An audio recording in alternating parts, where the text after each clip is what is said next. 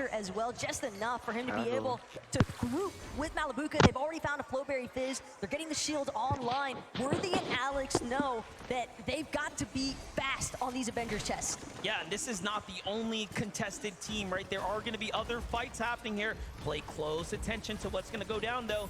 Power Alex and Worthy do have a little bit of a disadvantage here, playing the low ground as the standoff starts to develop. Meanwhile, a quad contested drop spot for Peterbot and Boyo, who have control of their side, where Trashy and Threat seem to be in a little bit of a head-to-head. Well, hold that thought, though, because for a moment it seemed as if we were going to, potentially be dealing with Kazi and Aspect here, but I don't see them anywhere in sight, MDF. I think right now, Swizzy, Yapko, they're just trying to do what they can to prevent themselves from being the victims of Trashy and Threats currently, but also keep in mind what Peterbot was saying earlier on. That bot is always going to be ours.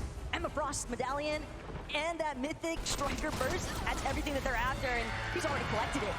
Wow, so Peterbot and Boyo already off to a great start here. Clearly, they have the advantage. Clearly, they even have the respect of the teams landing here not to step center foot into their location.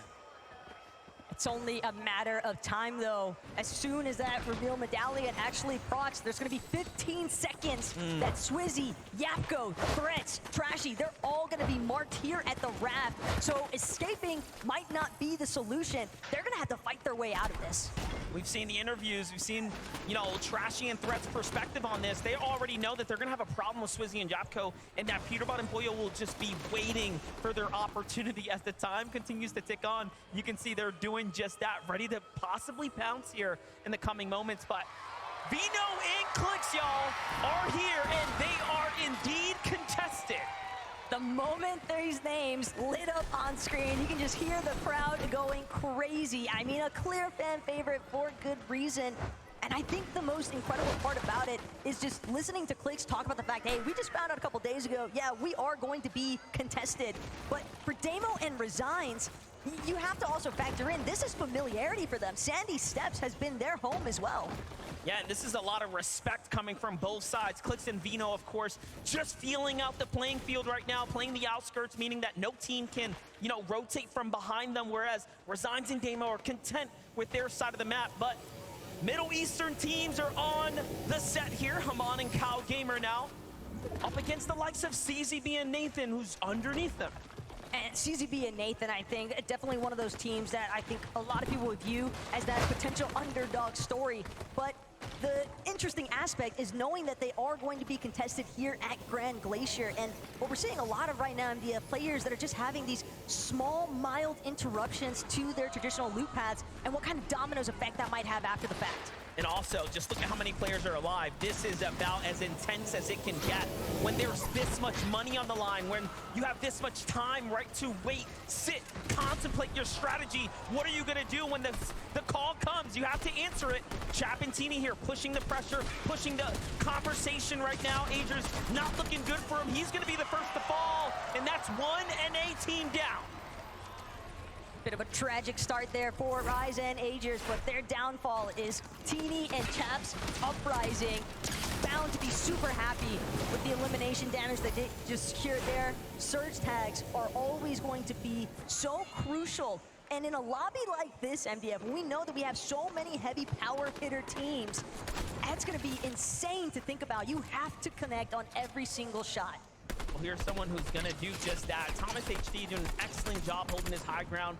He's got the angle down on the teams there in the distance. I saw Gone and Quanti as well, still at Mount Olympus. We know that they have that drop spot, not for free, but again, that southern side is theirs at the moment. Queasy and Thomas HD are gonna be happy with these tags, right? This is the bigger picture of hyper-competitive Fortnite. It just doesn't get more difficult than this. Clearly, we have a lot to talk about when it comes down to Cammy and Seti. This is a team that is a favorite and a favorite for a reason, as is Vico and Flixie, some of Europeans' strongest coming up, and I dare to say part of the new era. Sparks already starting to fly, though. Vico trying to see if he can get an overhead view onto Virgo and Shadow. A little bit of a wraparound. Virgo now trying to see if he can switch, but Shadow, he's left too exposed. Vico, Flixie, they take the opportunity. They try to collapse. A nice connection, but same time, Shadow still standing. Virgo knows it's time to bail. and they're gonna force themselves into a disengage, but Flixie, he's not interested in that. Flixie wants more.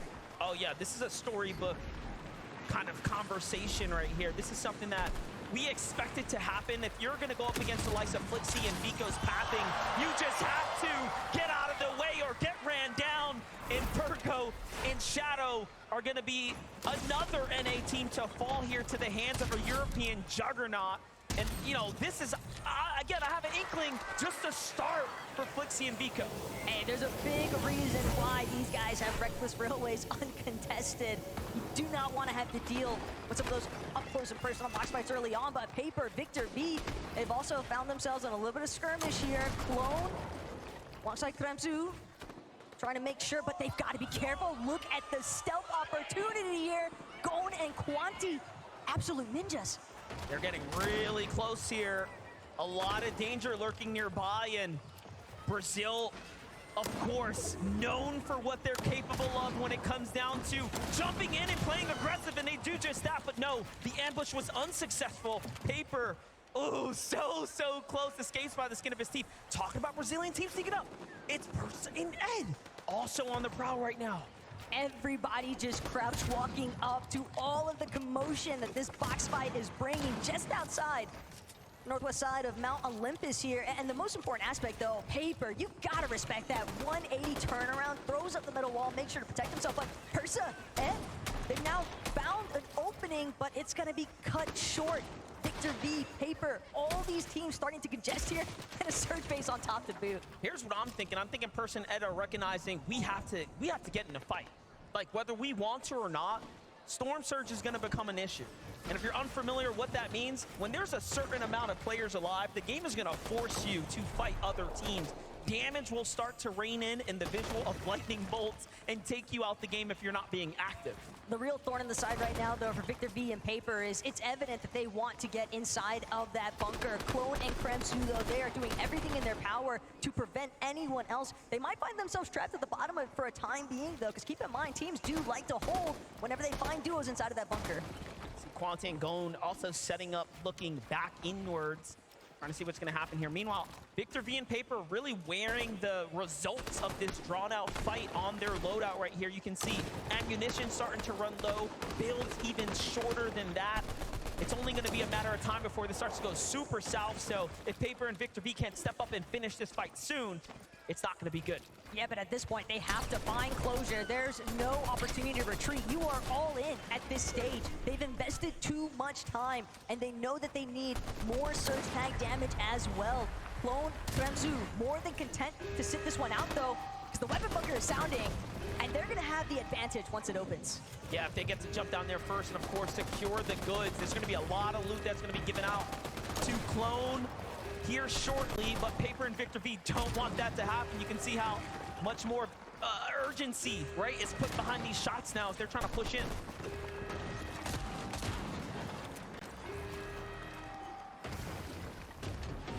Clone, Kremzu, the opening has arrived here, but Victor V, Paper, they're still, I don't want to call it hesitant, but definitely wary of what awaits them when they try to catch Clone and Kremzu exiting that bunker. Malabuka Merstash, though, they've encountered some early difficulties here, it seems like, at Restored Reels. Last we checked in, they were getting a couple of decent tags onto Alex and Worthy, but now, knowing that Malabuka is in that solo position, it's gonna be tough to make his way towards a reboot ban with this much traffic around him. Yeah, undoubtedly. Look at Kanata and Cooper, though, on the move right now, trying to continue to find their way not only to the new zone, but play for this high ground, right? Looking for tags off in the distance, and very different strategy for Kanata and Cooper, where we see a lot of those other duos looking to get box-to-box fight, you know, very close quarter. They're keeping their distance almost exclusively now from other duos and other paths of duos. But I really love this positional check, though, from Kanata and Cooper, because they've taken over a hill just northwest of Restored Reels, and they know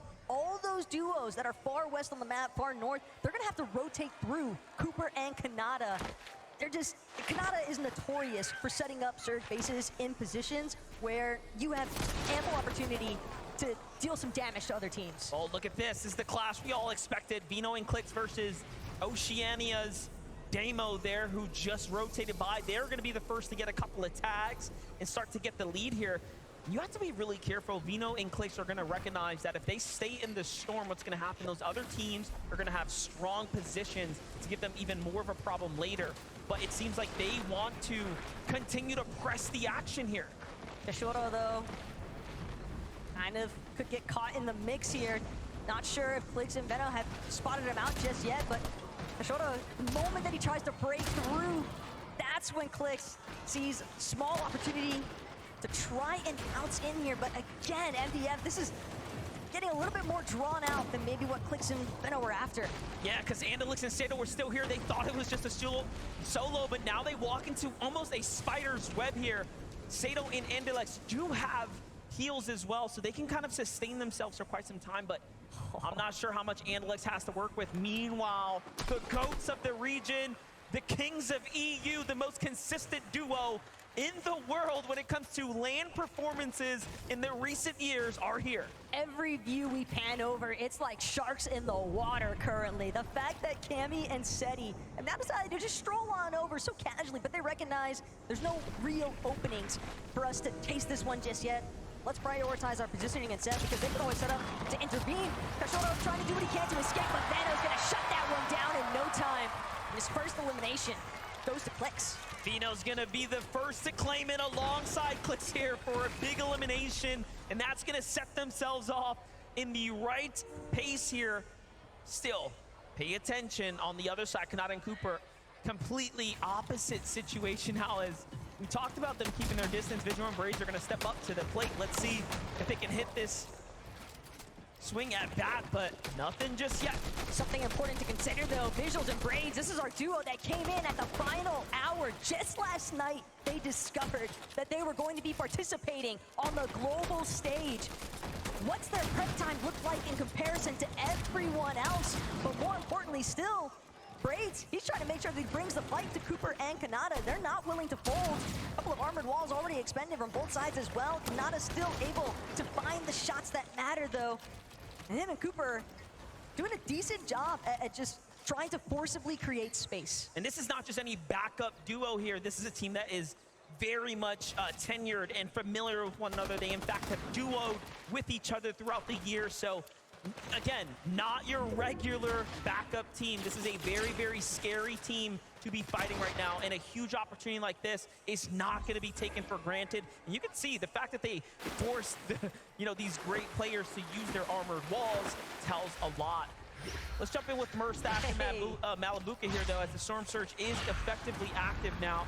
Great place to be rotating through here at the Grim Gate, but I'm not too sure, even after being picked up, if Murstache is going to have a chance to really get back into the swing of things, as the Rift Island's already gone up, and we already know who's playing for it. Peterbot and Poyo did not even wait a moment's notice. As soon as the Rift Island spawned in, these two were prepped and ready to go. Peterbot already taking advantage, putting some pressure onto teams that are just trying to rotate at the bottom of Rift Island. You know teams like to try and utilize some of those rifts along the bottom, but again, when you have a team like Peterbot and Poyo, and they're not the only ones lurking either, Trashy and Threats as well, making their presence known. But keep in mind, Poyo, Peterbot, they've got that reveal medallion. Yeah, they're going to be able to scout them out in just a couple of moments here. So Trashy and Threats will have a big, big problem here. The hold up King and Phaser talk about problems, are pushing down into the EU duo. Now, there's something that we know about King is that he's not someone you want to face in a box fight. What he's managed to do all throughout this week is instill fear into every duo. He has challenged players in the practice rooms back to back and has been the most successful. But the way that you're mentioning that, it's all about the solos, and this is a duo's game here, MDF. King trying to see if he can get a little bit of revenge damage onto Reason or Badil, but currently, Germans, they're the ones holding height, and King, he's gonna have to start burning through some of these small shield potions, and the real issue is once those shields crack, Badil, Reason, more than close enough to hear it, but they also need the damage, so the key is inevitable. Yeah, both sides are extremely aware that this is a fight for Surge right now, and should King's team get a tag, the Surge is gonna flip. They are the team quite literally above them, and it doesn't really get much closer than this, and this is the most opportunistic time for King to take down a duo here. But Reason, there it is. Opportunities start to shift here. Reason and Vidil now. Pressure starts to loom on them. Craziest part to think about too is that they've still got to watch their backs because Rift Island just lurking in the distance, slightly higher elevation than themselves. Peterbot Boyle, they were definitely trying to see if they could track down anybody for some additional tags, knocks, elims, ideally, but one of these teams has got to get a go on here, MDF. They can't afford to just sit idle. It's either fight or get eliminated. Here it comes. I'm seeing 2 shots coming from both sides. Freezing goes for it first. Vadiel on the other side doing an excellent job, but a trade comes out. King's weak, and he's going to be the first to fall. Reason and Vadiel come out on top, and even then, it's just enough to stay alive for now. Crazy, though, when you think about how many teams are getting caught inside of these box fights, inside of the Storm itself. Merstash, Malibuca, they're just on a recovery tour currently, and it's incredible to think that they're still 156 above that damage threshold, despite that hiccup of Malibuca having to make the reboot van play in the first place. Waxenfing, though, they seem like they're primed and interested, potentially, but instead it's just going to be heading to the top of Rift Island. Malibuca might get faced, though. He wants more damage. Little does he know, though, there is Trashy and threats up here. Xset right now, still lurking nearby. I'm very curious as to why they haven't gone yet. And we might just find out here soon if they end up opening the box and taking fire. But no, Malibuca takes flight first. And he's going to get pretty far off. Will it be enough, no Taco? way. It's not looking like the math is going to math here, as Malibuca is going to be the first to fall. He tries to get as far as possible. Merstash will have to land on him and save him now. The problem, though, is that we're looking at 2 tick zones currently. Monster, Merstash, he can try his best effort, but I fear he might meet a similar fate, because even if he makes it into this next edge of zone, he's still gonna have to deal with all the teams that are already based up, situated, and ready to take advantage of the players that are late straggling in. Take a look at this refresh from Vino in Clix now, as they managed to find themselves a little bit of a cachet from some leftover action between Casper and Prism. Prism now not being in this fight, and still you have OCE's Damo and Resigns almost on this warpath with them, continuing to be that thorn in their side, if you will, for lack of a better phrase. But back on over to the focus here as Clix is looking for action here. Those are his walls. It's Acorn, it's Cold on the other side. A very scary team to go against. In the warm-up games yesterday, in the scrims, right, in our practice lobbies, they pulled off a incredible 16 eliminations just to show the lobby what they're capable of. The real issue is just knowing that for Clix and Veno, Clix, he just needs some fight feels. And you're not going to get that at this stage unless you're able to take down another team successfully. Merstash and Malibuca, though, have pulled off a miracle at this point. And it does seem, even though they're a little bit worse for wear, they're battered for sure, but they're still kicking, and that's all they need at this stage. They do have big shields as well to work with. That headshot that he picks up right there is going to make a huge difference there as far as their survivability is concerned. Major eliminations are happening, though, as we're covering the action here. One of those, it's Peterbot and Boyle staying active here. Down goes Cheats from the high ground there. And they are doing what we expect of them. Very healthy, extremely material capped, and now picking up points. That's a runaway train potentially starting to take form. Meanwhile, other teams like Cuddy and Kovacs just trying to see if they can find an angle. Yuma Rise under a little bit of duress here, but it's back to Clix.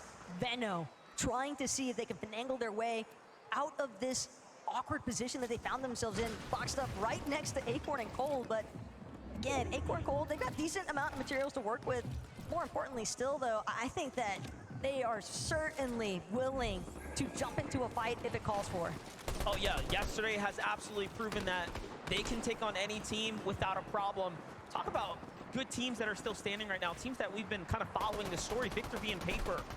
Paper a little worse for wear. Seems like a bad peek's gonna go ahead and put him on the backside of this engagement here. And Vino facing the struggles of taking a lot of damage here as well, and not being able to recover now as they don't have whites. Still has a couple of flow berries, but again, will that really be enough? Queasy, Thomas HD now starting to surface as well near their area. Ritual, though, takes some big tags, left that wall open just a moment too long. But Ritual free, keep in mind, coming out of Doomstad. They're gonna be dealing with Epic Oil and Muzz early on. The fact that this dude already has 3 elims is rather impressive, but Malabuka as well, still holding his own. Shari's got a little bit of an angle peak advantage, so Malabuka's gonna look to try and see if he can find a more aggressive push from underneath. Meanwhile, Mustache, again, just trying to make sure he doesn't take another tick from the Storm, but it's too little too late. Just barely makes it in. At least Malabuka can go for the revive. You know, all things considering, he'll have more HP when he stands up than he did when he went down, so Fair. it's not all too bad here, but it is definitely time lost. The surge is active. They need to find a couple tags. Into the box they go. Back behind him is another duo as well, and if he doesn't hit this shot, he's going to be sent back to the lobby, and he hits the one that matters. Malabuka and Mustache are clawing their way out of this hole here, and unfortunately, it might not be enough here. It's so close. Malabuka is doing everything in his power, but Oh. here they have finally met their end. Zero business making it that far in the first place, though, but that is the kind of power that Malabuka and Mustache can bring. Well, here's a couple things to celebrate. Placement points has been reached. We are inside the top 25. Anyone alive now is going to start to be rewarded with more and more points. This is where things start to almost compound for you, so you want to stay up. Vino is down right now. Clix has a very important decision to make here. Do you save your best mate or let him get sent back to the lobby so you can just focus in now? Seems like he wants to go for the save. Armored Wall is going to be the saving grace here for a moment, though. Instead, Vino makes the call. Leave me. Continue to play the game here. Venom knew there was just way too much pressure coming from the other side of that wall. A fully intact duo, and that duo being Queasy and Thomas HD. There's just no realistic opportunity for Clix to bring that one back. But Queasy, he's actually looking a little hurt here. He might have been desperate at that point, and Clix finds himself in a similar situation. Only has small shield potions to rely on, 2 below. When it comes to the damage threshold, he's got to make a move, and he's got to do it now. But I don't think anybody's giving him an opening. Well, he's still inside the top 20 now. The more teams that fall, this would be excellent for Clix here. He just has to hold on a little bit longer, and he is doing just that. A little bit of a zone pull towards his side, more or less. But High Ground has Cammy and Seti looking from up above, and it has never looked better for this duo. Kadu and Sia having already been eliminated. And again, reconvening with Clix's Oh my god. POV, but Clix, Wow. he's just crazy with the movement. The fact that he managed to escape, Still alive. still He's hustling. punching. Almost a top 15 now, and he's inside the top 15. Could he make a top 10? It's so close, and down he goes to the hands of Peter Bot. He takes him down. Peter Bot is also a solo. It could have been anybody in this circumstance, but of course it had to be Peter Bob. But take a look at the high ground, Chapentini. And they're looking for even more still. 5 eliminations already built up here, Monster. And they've got a really strong grasp on this high ground. What an incredible view for Chapentini. This is coming off the mountain here. Seti seems to have lost his teammate now. Has to do this on his own here, but still. Anything can happen, but Muzz and Epic Guerrero inside the box, inside the lane. He's throwing armored walls down. That's going to buy him a little bit of time. Excellent plays here from Seti. No time to play with this Storm, though. He just cannot afford it. Said he's doing everything he can to try and scale his way up this mountain face, but things are just going to get all the more vicious the higher he climbs. The more pressure he might encounter. Muzz is going to find himself in a sticky situation. Peterbot goes huge there, though, off the Seti. 8 eliminations now for Peterbot and Boyo here. Peterbot still going, nearly finding another one there. Just moments away now from a top 5 here. Can he do it as a solo? He's getting spotted out, though. Armor Wall comes down. Another weak player in front of him. Oh, he got tagged. Never power him out. It was so close. But now the focus comes into who will win game 1. We have just 4 teams remaining. Make that 5. Acorn and Cole find another. Duke simply too sabotage, losing his duo Sphinx there to Peterbot, but Acorn and Cole, the fact that they are still intact. 5 armored walls as well to work with here for Acorn. Chapentini, though, they're trying to see if they can look for an opportunity to collapse. Pico Flixie off in the distance as well. The mid ground starting to really pile up here. Well, look at this. High ground starting to run out of material. Vico and Flixie, this is the pick for me. The team that I knew, you leave them uncontested. They're just going to put in dangerous work here on the field, and it is starting to shape up. Acorn and Cold, and a saving grace on the low ground, on the outskirts, putting pressure onto Japan's best. Rise and Yuma, who also has 7 eliminations. Yuma sends up against Acorn, finds a beautiful tag there. Loses his teammate, though, finds another exchange. It's back and forth here. Anything can still happen. All these teams scurrying in the low ground, though. They're sabotaging each other. Acorn's gonna go down. Yuma's still standing tall, but now Chap, Teeny from the high ground, they're just gonna collapse, and that is just another elimination to add to the count. Vico, Flixie versus Chap and Teeny. It's a battle of Europe. A battle for the ages indeed here. 5 eliminations still for Teeny and Chap. Things are starting to rack up. Teeny, the first to go down. Chap's also weak. They jump in. They close the game. In game number 1, the victory royale will go to Chap and Teeny. Could it be more deserved? The way that they held down that high ground, MDF, you could tell that they were aiming exclusively for the victory royale at this stage. But granted, you have to keep in mind, there's somebody on the ground that can help out even more so. Dallas, would you please give it up for your Game 1 winners? Chap and Teeny, do you want to step up for me here, fellas? So everyone can see your glorious faces. Let's kick things off here. What a great start. I mean, you guys, obviously, Game 1, a lot of pressure, a bit of waiting around the beginning, but in front of these fans. To walk us through the end game, how did things pan out for you guys? Good. We're the best players, so it's easy. Best players, easy. I mean, I love the confidence there. For you as well there, I mean, your teammate here, you guys worked to get Vico and Flixie in the last seconds there. You had the high ground. Is that what really counted there? Of course, we're only playing for height, and that's how you win games. That's it. Coming into this competition, obviously a lot of expectations, things that might happen. Did things pan out in that first game as you thought they might, or was it very different? It was different. We took forecast, and then we just played out. Those forecast towers are playing very pivotal in this as well. How important are those in the rest of this competition with 11 games left to go? The most important thing, if you get that, you win the game. It's easy. Would you please give it up one more time for your Game 1 winners, Chap and Teeny, everyone!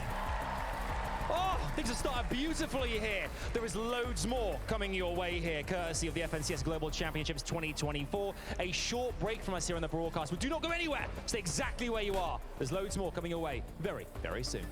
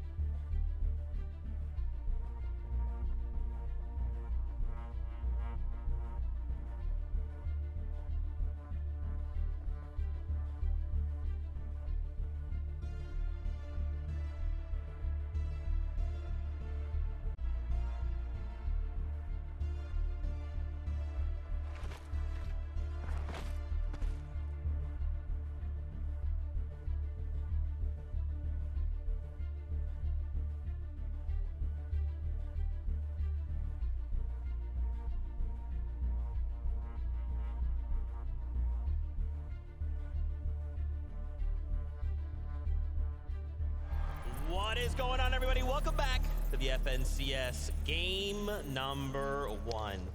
Chap and TD find themselves the victory royale, and that first game was absolutely crazy to see these guys come out on top and to get that interview, right? Hey, we're the best team. You just get forecast, you get this, you got, we're the best team. That's it. That's all that matters. I mean, if you look at Major 2, Major 3, when they both got second place in both majors, yeah, they're kind of one of the best teams right now. And showing up today and showing up early as well, eliminating Agers and Rise right off the bat. Yeah, really, really interesting after this first game, because we were sort of talking about it going into the first game. Where are these guys going to land? What's their strategy going to look like? We didn't quite know, and now we get a little bit of an insight into what that's going to look like. It seems like they're really prioritizing that forecast tower. Another thing that we focused on at the beginning of the show. They want that forecast tower, and that's the reason why they're able to get height right here. You saw Cammy and Seti sort of shaping up to try and take height and holding it in that sort of 8-9 zone, but they didn't get that next zone. So Teeny and Chap took that opportunity really well because they knew where it was going. Also, to be able to hold height for as long as they did, all the way from zone 9. Once again, the forecast tower allowing them to know where to move that height and use or save up those much needed mats towards the end of the game there. Absolutely phenomenal. What a great way to start the competition. Just again, cold. They're just ice cold, chilling there. Yeah, we're the best. Not a big deal. Man, that is a statement game out of game number 1. But there was just so many things that transpired in game number 1. Just so many solo performances that all took place. I mean, we saw there for a moment, even Rise and Yuma making a top 3. 8 eliminations? That's terrifying. We can't let that happen. Yes, we can, and they did. And I want to see it happen again. Rise and Yuma representing Asia right now, showing that, oh yeah, it's NA versus EU. You got to watch out for Asia as well. Yeah, these guys are really looking good right there. 8 eliminations clutching up there in the end in those final few moments. The crowd erupted as soon as they got that final elimination. Wasn't quite enough to get into that first or second, but they've got to be happy with that start, particularly on this stage. That's right. I want to highlight Peterbot, man. I don't know what Peterbot is about, but I do now. In those final moments, you know, Poyo goes down and you have the solo clutch, and he pulled it off. And for Peterbot to take down Clix in game number 1, you know that there was definitely some emotions going high right there. But Peterbot, if he is down into a solo, I mean, he's honestly a duo as a single player. Yeah, exactly. I mean, both of these players have the ability to do this, solo clutches. And in big events like this, 12-game formats, these solo clutches are going to be so vital in getting these guys into a really nice position. I must say, this Burst Assault Rifle x Peterbot is a crazy combo. It shouldn't be allowed because he's so good with that. And then even towards these endgame situations, taking out Seti there at that final few moments just to keep himself going. Of course, too little, too late towards the end, but really great start from him. I mean, their strategy is just so clean from the start. Landing rep, getting the coin, getting the mythic AR, going over to the forecast tower, and then getting the Rift Island as well in that game, allowing them to just have a little bit of height, a little bit more mats, and more importantly, getting that mod weapon bench so that I saw Poyo kind of modifying his weapons there, getting exactly what they wanted so that they were prepared for the end game. I love seeing their 3rd place. Vico, Flixie, a 2nd place. They didn't even need the Victory Royale, right? The fact that they made it to 2nd place, you've already done too much. You've already let them get too far in the game. Yeah, I mean, they started it off so strong as well, getting eliminations onto Shadow and Virgo by zone 1 there. And then, of course, just dominating the low ground as we know them to do. Yeah, exactly. Another really solid performance of these guys. We've seen them do it previously. This is exactly what we expected. Low to mid ground, finding those eliminations. And towards the end there, where it was the final 2v2, it was kind of like Major 3, where it was 2 of the best teams in EU going head-to-head. These guys are not necessarily going to be going for height every single game. But of course, what I noticed there was a little bit of a change in rotation. They went towards the north side of their drop spot. So interesting to see whether that's going to change throughout the day, whether the forecast tower fight's going to affect that. But really nice start from these guys. That's right, guys. I know you want more action. We can talk more about this, but let's just jump back into it. MDF, the best taco. Back over to you. Yeah, that was a very intense game. Obviously, as we're coming out, you know, I couldn't even believe it. I almost, you know, just threw the whole mic off the headset. I was really into it for a second there. Yeah, and the craziest part still, of course, we have 2 EU teams duking it out to close off our first lobby here. And match number 2 is ready to go.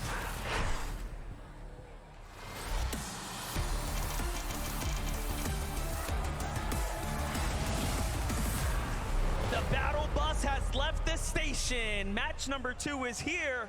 What do we have in store for us this game? I mean, last one was surely a surprise with the Middle Eastern teams taking a top 10 position. One Asia team up there as well. And of course, those that you expect. The best from NA, some of the greats from EU. Yeah, and Acorn and Cold, they haven't necessarily had an easy time about it either here at Brutal Beachhead. You know, you get like the soft contest coming out of Andelix and Sato, and this could prove to be very difficult though for Andelix and Sato, because you can tell the commitment is there, but if they want to take this fight to Acorn and Cold, it could be a really difficult one to actually close out in quick fashion. We have to give all credit to not only Clix and Vino for Clix's performance to stay alive and secure a top 15, but Damo and Resigns, who found even more placement points, ending just closer to that top 10. So a very impressive performance for teams that were contested that game, actually. When you start to do the math on that, that is almost unprecedented. Well, it was almost like Damo and Resigns were trailing Clix and Veno the entire match, and if they hadn't actually stumbled upon Kishuro as a solo, I almost wonder if things could have maybe gone a little differently there, because that's what really got them tied up into a rough position. But again, hindsight's always 20/20. Currently, we are focused on the now. Chap and Teeny lingered around the Nitrodrome, but Kanata and Cooper close by means that all they can really look for here is just trying to prioritize their mat count. Yeah, we do know Kanata and Cooper like to rotate closer to Agers and Rise, who was taken out pretty early last game, so they didn't get to secure that fight, and they found themselves in a completely different battle up against Visual and Braids, and it really didn't go their way. Shortly afterwards, Braids ended up falling to Epic Whale Muzz, so pretty interesting, you know, zone dynamics starting to take shape here, and that's really part of the high level of Fortnite. Game to game, micro adjusting, right? They all know what went well, what went wrong, and it's about adjusting in the real time. But here's Seiyun, here's Kadu against Casper and Prism. Little stands off here, so it seems like this game, similar to match one, is gonna kind of take its time rolling into the eliminations. Yeah, Janice almost seemingly happy about the fact that these teams kind of caught wind of each other, because that allowed for him to just slip on by, head on out, a red line rig, make sure that he doesn't get caught in the mix. He's clearly just trying to make a play for that Reboot man, because I didn't see Pixie anywhere near, so almost makes you wonder at the same time. It's going to be a difficult situation for a lot of these teams. Here's Cammy and Seti. They have angles, they have a little bit of high ground. Meanwhile, King and FaZe getting active right now just outside the Rebels' roost.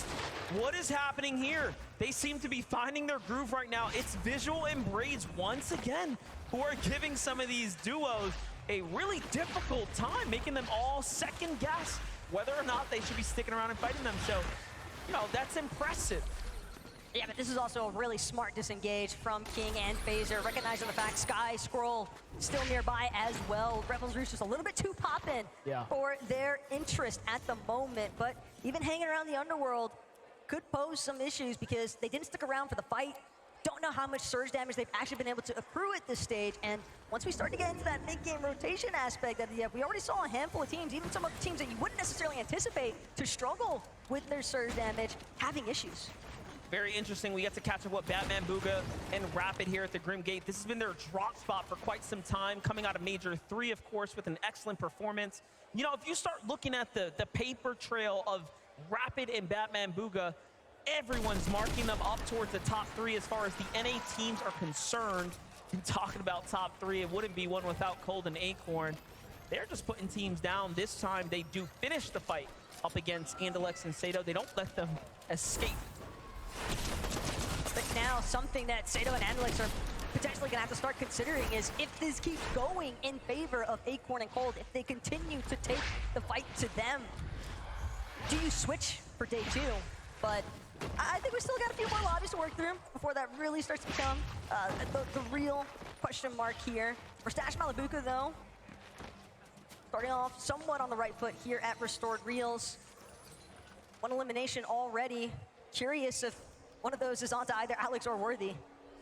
Yeah, something happened there, but Bolts and Bryce are in a fight right now. Little build-off happening here. This is a pretty intensive early game fight for, given the situation, a Zone 1 Sky base going on here. This is going to be a full-on reset if it doesn't end fast. It's up against Biko and Clixie. You know, obviously, our second place coming out of game 1. very much fired up, very much confident. Bryce and Bolt are not going to fold here, though. The forecast tower, the weapons bunker that spawns nearby Dupenhazen, where Bolt and Bryce like to land. And this is something that, you know, they were willing to contest Reet and Ritual for when it was Reet and Ritual at Reckless Railway. So now Vico, Flixie haven't taken over that position.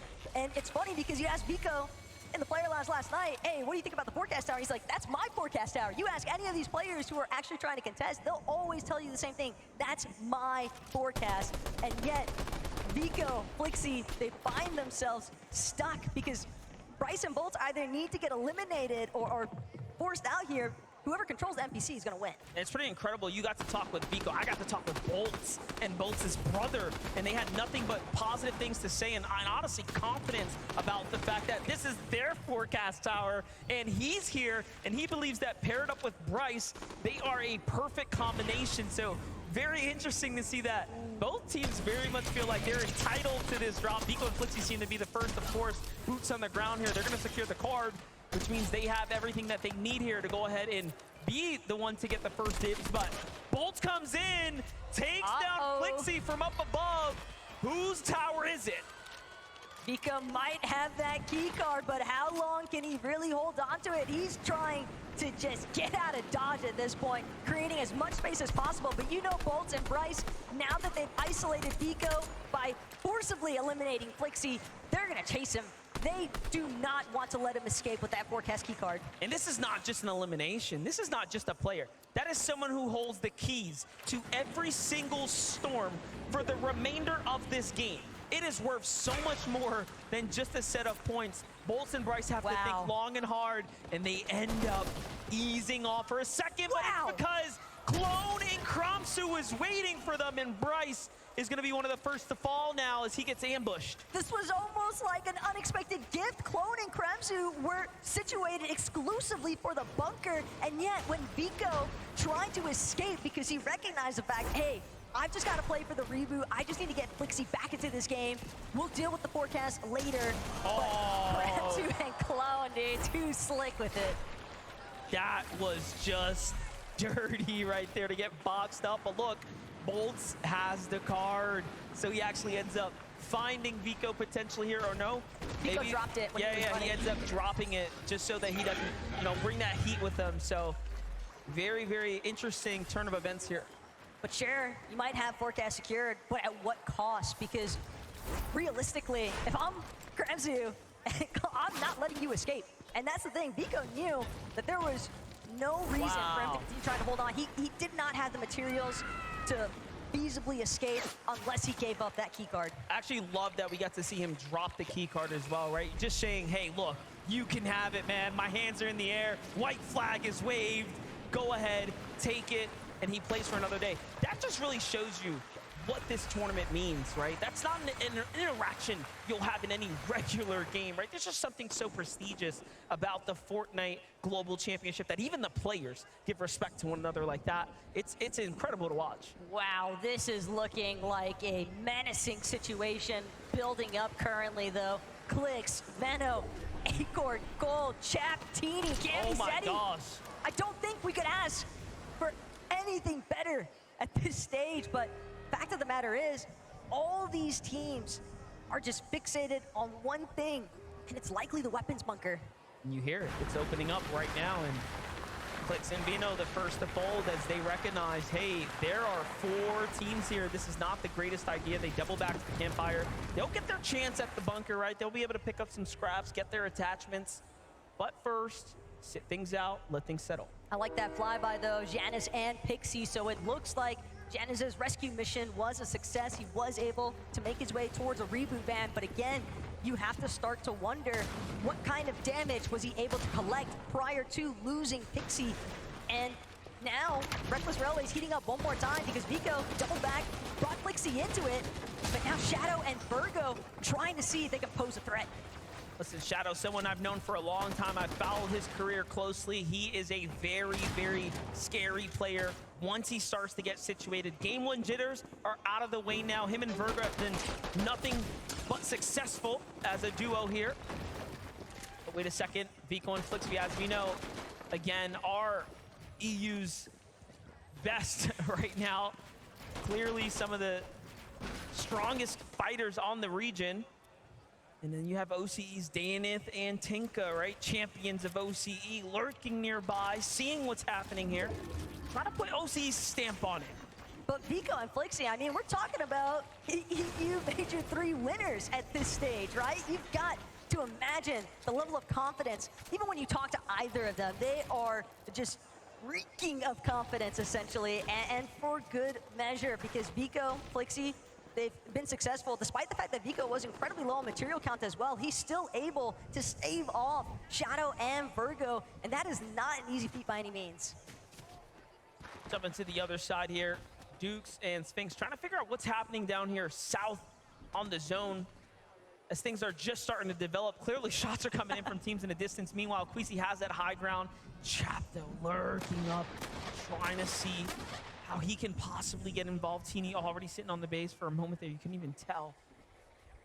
I don't even know if it's Queasy that's in danger nearly as much as what it might be Thomas HD when he tries to work his way back towards the surge base he has with Queasy. You can hear the Monarch pistol, shots flying out overhead. Thomas making his way back towards him, but he scouted it out. Managed to throw up a wall just in the nick of time. Queasy also on high alert now. But Chap, Teeny, they've made enough noise. Other teams in the distance actually trying to take side shots at them. Gotta respect Thomas HD's ability to not only see them and react faster than they can land a shot on him, but to also get up to high Cost them ground nothing, too. before it was too late. And look, they're gonna just go ahead and get off of there. They're like, wait, that team, they wanna fight? No, we don't need that. They give them the respect. They back off the restored reels. They play for center zone now. And this is a very, very good early rotate to go ahead and find a new position here, find some new real estate, if you will. Meanwhile, at the Grim Gate, we have another Rise in Yuma coming out of Asia, representing here last game. Phenomenal performance, ending up towards the top, 8 eliminations as well. This game off to a hot start with 2. Look, we look away, we blink for a second, and the double headshot onto Phaser. The lineup is just nasty. You can just tell that Thomas HD and Queasy probably ecstatic about that loot llama they essentially just picked up from the knock. Yeah, I don't even know if they want to cross over to pick up the loot at this point. It would end up being all too risky with King nearby, but Chap and Teeny haven't stopped their pursuits onto different duos. I'm feeling like maybe they're not getting enough tags in these fights. Can also be so disorienting to other teams in the lobby when you're dealing with the likes of Chap and Teeny, because they're just barreling down onto anybody that they encounter. They could care less about the caliber of player that they are dealing with in the process. All they want at the end of the day is the points from the eliminations and to clear out the space to make sure that their rotations maintain their smoothness. But Yanis, layer below, Chap and Teeny are currently boxed up, and they are not the only ones. Kremsu, Clone, lurking overhead, Persa, Ed as well. Close enough that they could definitely tango if they wanted to. Chapentini, 130 below. Just mentioned that they're not finding the tags, and it's very clear, regardless of how many teams they've managed to fight, it just hasn't been successful. But this, so far, looking like the best here. Double armor walls come out. That's going to slow down all of their momentum here. And if I'm being honest, I think they have to keep pursuing it, find a new angle, do something else. They can't afford to stop at this point. Teeny's got a new angle here. He's behind Pixie now. The other duo, basically, that's there is Ed and Persa, who are also very, very weak. It's just not looking good for the Brazilian duos. Not looking too good for EU's Jonas. But every behind time, him, Chap's hurt. Back against the wall, he needs to find the one, and it's so close, but he's gonna be the first to fall. Pixie kind of reminding Chap, hey, we're familiar with each other for a reason, but Jonas and Pixie, they just had too much of an advantage, knowing that the Storm Surge was trickling in, essentially. It just put too much pressure onto Chap and Teeny. They were just taking recklessly aggressive fights, not methodically calculated ones. Reminder, Falcons, Teeny, and Chap were your first place team coming into match number 2. They are now down and out, effectively opening up the leaderboards for other teams to start to climb on up now. Casper and Prism as well. I think that this is a duo that has really caught some mention, given their recent performances in EU, Casper as well finds FKS in that flashback moment, but Janus, Pixie especially is in a really rough position, trying to deal with Quanti at the same time as well, but these two know they've just got to disengage. They need an opportunity to get that mech hit off, so Pixie will find a moment here, but Quanti still good pose, pretty big threat. All depends on how Janus and Pixie actually choose to leave from this current position. Take a look at Epic Whale Muzz right now, also below the Storm Surge here. They just need a little tag. Bring your focus down to that bottom right, that map. We're in zone 5 out of 12, right? So we're getting into the late part of the game. Things are gonna get to real small with the circle, and it's only gonna become more and more difficult if you're one of those teams that don't have heals. The problem is when you're also a team like Muzz and Epic, you had the shield, you had the white heals, but you're losing all of it because you're just underneath that Storm Surge. Finally, they'll manage to catch a break in the form of damage. And they'll look to try and see what they can scavenge here at the top of Rift Island. Surprisingly enough, mostly undisturbed.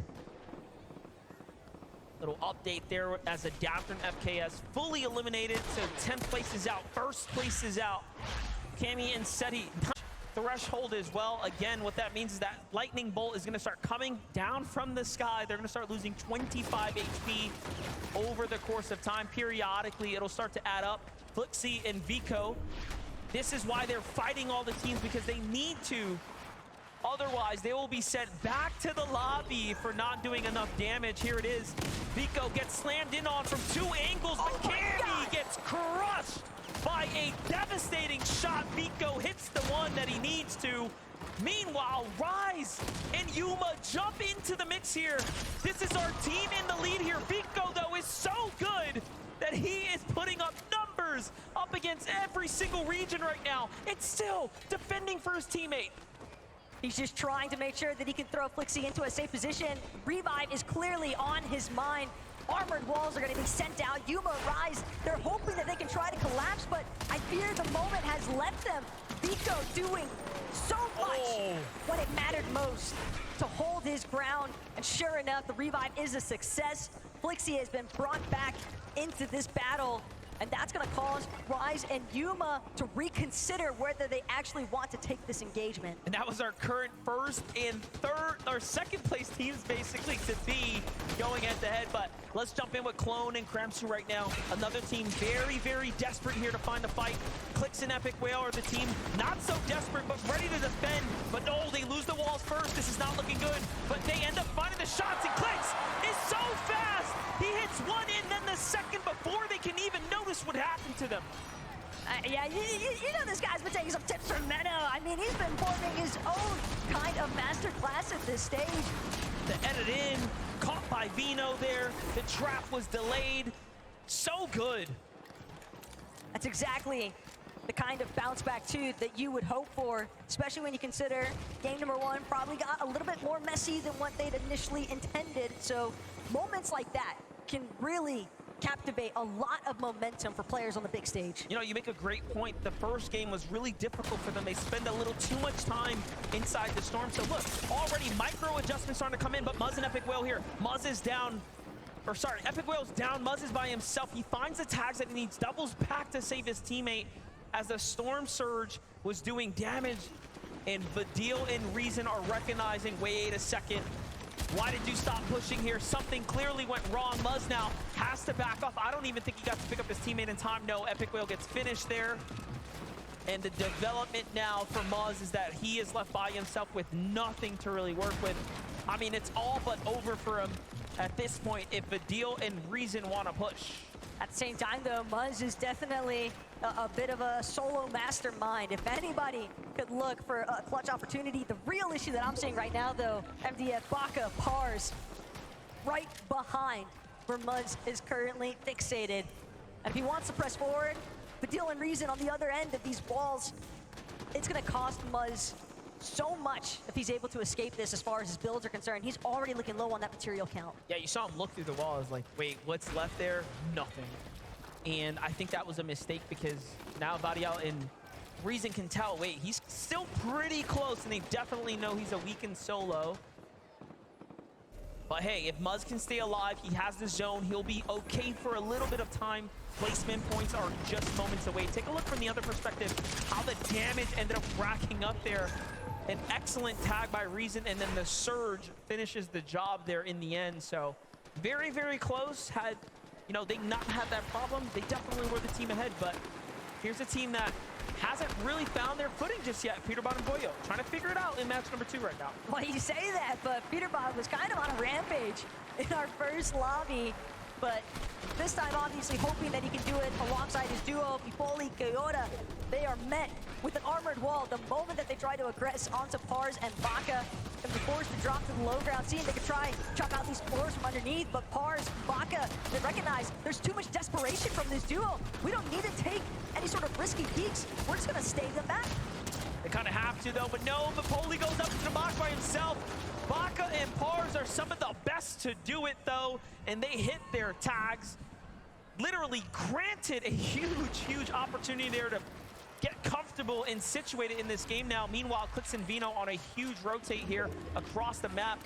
Talk about a night and day position to be in. Eland, material, and much more to work with right now.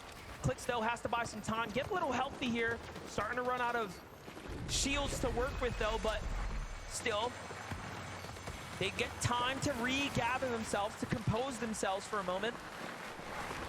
The most important part was looking at both of their material counts. That is a strong build count for them to work with, and they're gonna need every bit of it, because when you look at Titans like Thomas HD and Queasy up on the high ground already, just trying to take advantageous shots, and any of these teams that are starting to trickle their way in, trying to see if they can suppress as many duos as possible to those mid and low ground layers. Well, here it is. It seems like they've been able to catch a little bit of extra information there. Now looking for teams nearby. Bryson Bolt's going to be one of the first to go ahead and be in the line of sights here. But the zone hasn't popped just yet. They know it's got to go north. They're working their way through this build here. The cover's been blown, and they back off. Happy with the few tags, but still, they need more eliminations. Surely more placement points if they want to jump up to top 5, as those teams are still in this game. Meanwhile, Queasy still ramping his way across the high ground, right?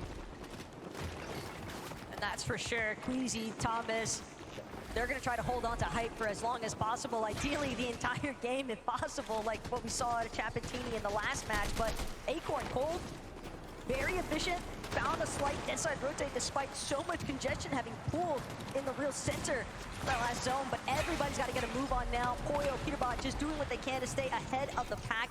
That reveal medallion as well, going to help them pinpoint some of these solos that might be running through these pre-existing builds. Yeah, those extra layers right there. But look at this, Clix and Vino catching up with a tear there. Peterbot and Boyo find Yuma as well, effectively taking down some of that immediate competition, right? You want to start dropping those players that are up at the top of the standings if you want to jump over them. It's not going to be easy. It's going to be very, very hard to do, but they are doing just that. Meanwhile, the wider shot tells us the whole story. There's an indestructible bridge separating the high ground layers from the lows. And Pico, Flixie, they didn't manage to find the victory royale the way that they would have hoped in match 1. And now, staring down their own demise here. Flixie gonna get knocked. Vico not gonna have an opportunity either to recover this one. Just too much pre-existing pressure. But Peterbot control massive here. Acorn's gonna get caught out, and Peterbot gets the shutdown. Oh, but someone comes from behind, and down goes Peterbot. Just like that, it's Cold to the rescue basically here, making up for lost time there. And at the end of the day, the real winner here is Cold. He gets more placement points. He gets to heal out now and kind of wait this one out. Meanwhile, Clix is still alive here, working his way through the game. Queasy and Thomas make their way up to the Rift Island. They are looking better than ever. There is so much material to farm back up here as well. It's looking next to impossible for anybody to try and effectively challenge for high MDF, but we see crazy things happen. Clix, on the other hand, alongside of Benno, they're gonna fall back to back. Trulex and Chicho now seeing if they can try and finagle their way into that top leaderboard placements. But Deal's gonna be the next one they knock. Reason forced to play this one out as a solo. Game 2 already looking kind of crazy. Recent takes down Merstash there, and he gets to secure the medkit. That's a Cypher huge medallion. pickup right there. The medallion as well to give him that little bit of extra push here. And look at that. Of all the players that came into the game inside the top 5,